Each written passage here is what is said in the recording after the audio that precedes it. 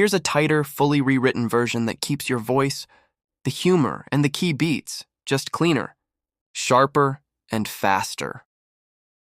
Cold chicken, hot truth 15 years of marriage, and I was pacing my own living room like a tenant about to be evicted. On the table, a roast chicken I'd actually tried to make. Herbs, crispy skin, the whole Pinterest fantasy. On the counter, 2 candles that smelled like coastal sunset, unlit and mocking me.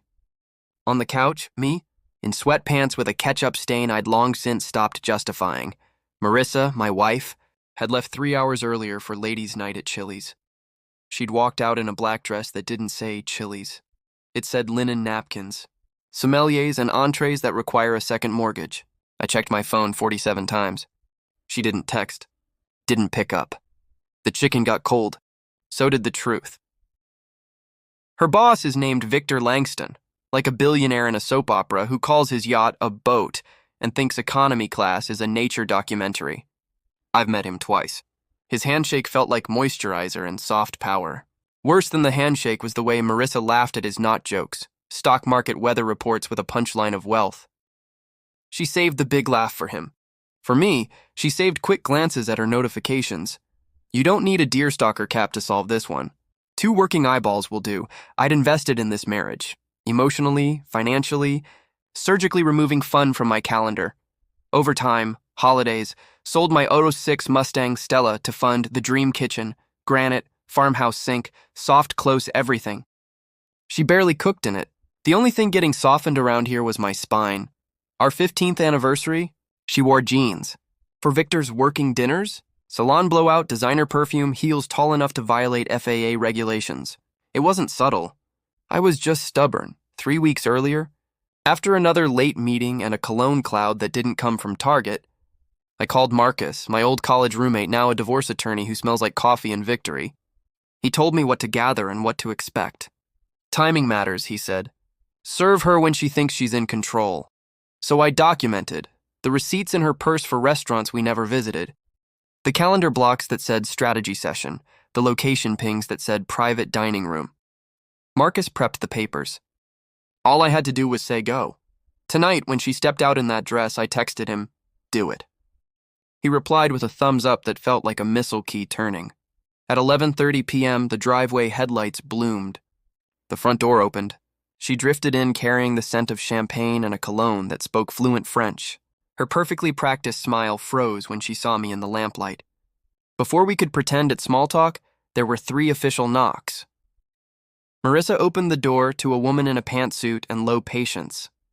Mrs. Marissa Kane? The woman asked, holding a manila envelope like a scalpel. Yes, Marissa said, making the word a question, as if uncertainty could change its definition. You've been served. She took the envelope on reflex. Her brain stuttered like bad Wi-Fi. She shut the door slowly, turned, and stared at me, mouth open, mascara a split second from melting. What is this? Divorce papers, I said. Technically a petition for dissolution of marriage. I prefer my resignation as world's most gullible husband. It's not what you think. She said it the way a magician says, watch closely, right before palming your watch. No? Because what I think is you lied about Chili's and went to a linen napkin dinner with your boss. It was professional, she snapped. We talked business. In that dress? I laughed. It was the kind of laugh with no joy in it, just air leaving a tire. Let me guess. The market's up, you touched his arm, and someone refilled your champagne. Then we reached the part in the script where the cheater blames the spouse.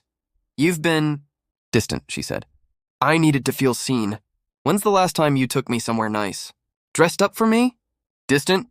I stepped closer. I worked 3 jobs. I sold my car for your kitchen. I skipped vacations. The only thing I've been distant from is sleep. You didn't want dinner, you wanted upgrades. Victor made you feel rich. That's the whole story, she whispered. I love you. It landed like a paper airplane in a wind tunnel. No, I said. You love what I provide. You loved the stability while you tried on other futures. Love doesn't lie in a black dress and come home smelling like someone else, she cried. I didn't move. Eventually, she clutched the envelope like it could reverse time. It couldn't. The next morning, we sat the kids at the kitchen table we'd pretended was an altar to family. Emma, 14, cried so hard she shook. Jake, 12, folded into silence like a tent in heavy wind. Sometimes adults grow apart, I said, hating the euphemism even as I used it. Emma is sharp. Is this because of Mom's boss? She asked. Marissa's face collapsed. Jake just stared, then shook his head once, slow, surgical, and left the room. The soft click of his door hurt worse than a slam. Marissa started bargaining.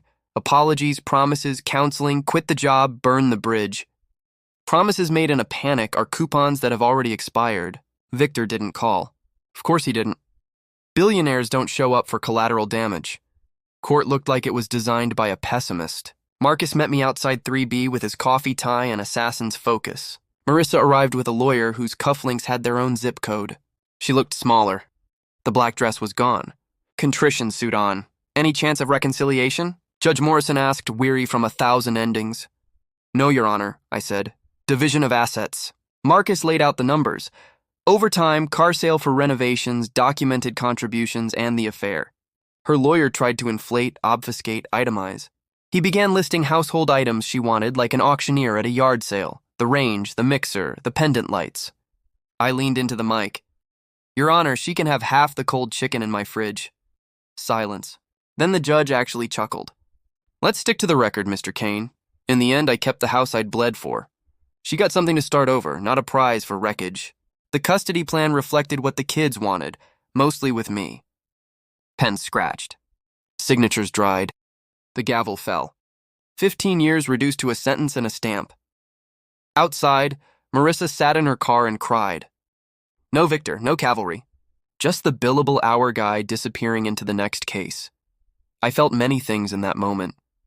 Regret wasn't one of them. Relief was. Months later, the house sounded different. Not empty, clear. No more cologne that wasn't mine. No more 2 a.m. glow from under a door. No more pretending.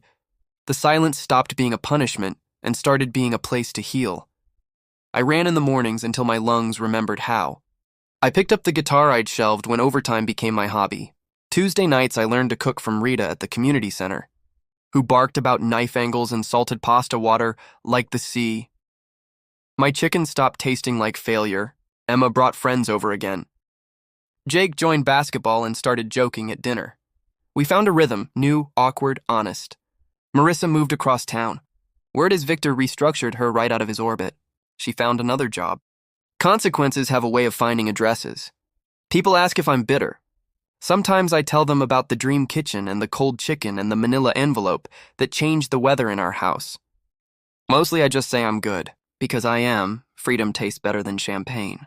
It tastes like second chances, like quiet mornings, like food cooked in a kitchen I paid for with a life I'm finally living. Sometimes the chicken's still dry. But it's mine, seasoned with peace instead of lies, and that, it turns out, is a feast.